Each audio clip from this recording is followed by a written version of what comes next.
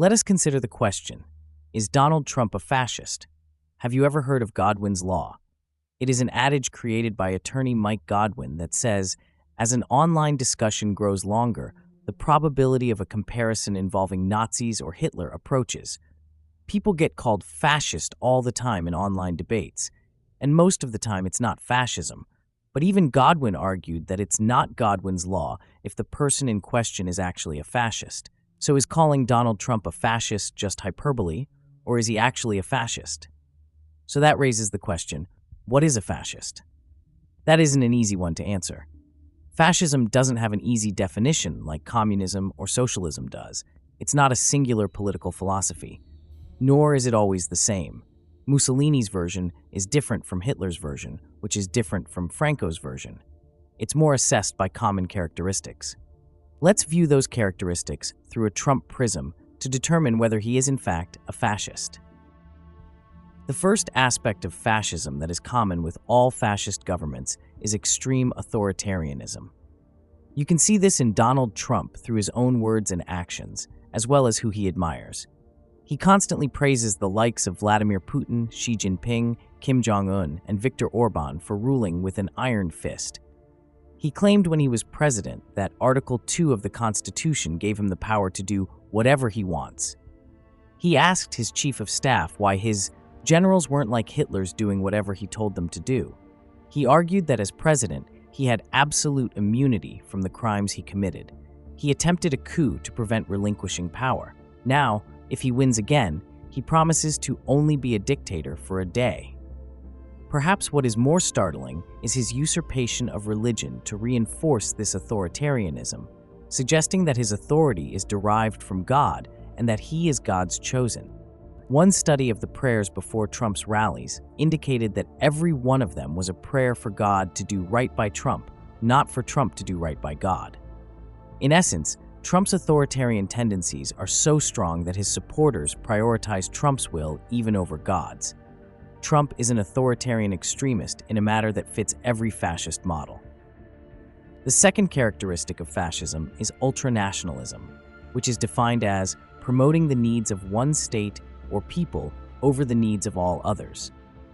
It is distinct from patriotism in that patriotism is merely love for one's country, whereas ultranationalism is putting one's country over the interests of other countries, even when both countries share the same interest. It becomes fascist when it morphs into a sense of superiority and isolationism. America First is ultranationalism. It's literally in the name. You can see this from Trump and MAGA in the way they view alliances such as NATO or Ukraine through a lens of winning or losing. You also see the ultranationalism in MAGA's anti-immigration extremism. Trump even borrows rhetoric from Hitler in saying things like they are destroying the blood of our country and destroying the fabric of our country. Now, he has stepped up from threatening mass deportations of illegal aliens to revoking the legal status of legal immigrants or even citizens who protest. In every sense of ultranationalism, Trump is a fascist. The third aspect of fascism is elitism. Trump would have you believe he's against the elites, but he is very much one of them. Trump and the right have flipped the meaning of the word to cause confusion. To them, the elite are the Jews. That's what they mean. Hollywood actors, at least the ones who still get roles, and college professors, the ones who disagree with them.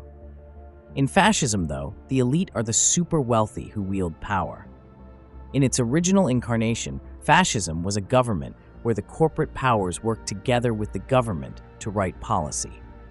In his first go-around, Trump had the wealthiest administration in U.S. history, where people like Betsy DeVos were in charge of the departments that regulated their own businesses. Now Trump's got Elon Musk, the richest man in the world, on board, along with Robert F. Kennedy Jr., who is another billionaire. The billionaires are funding Trump's campaign too. In fact, they account for over 1/3 of all money contributed to it.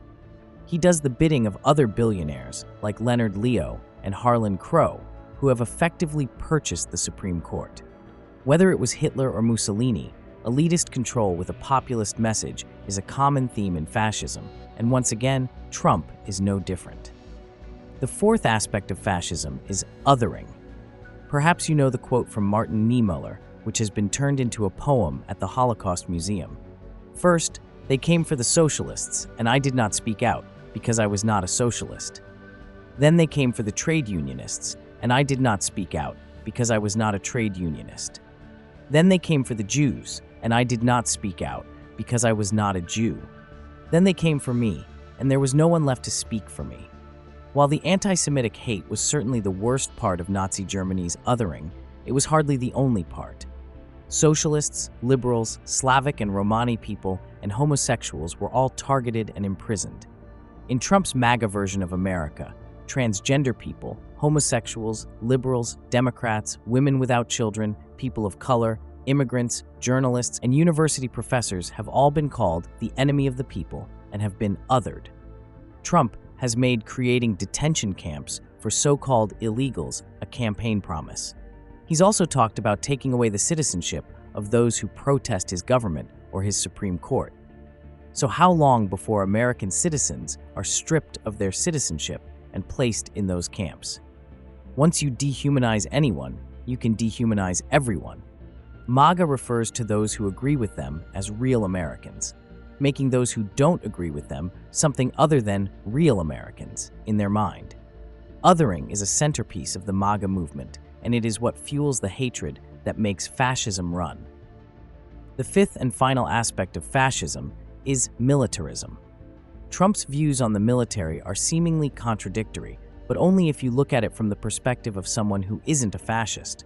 From Trump's perspective, there is no inconsistency.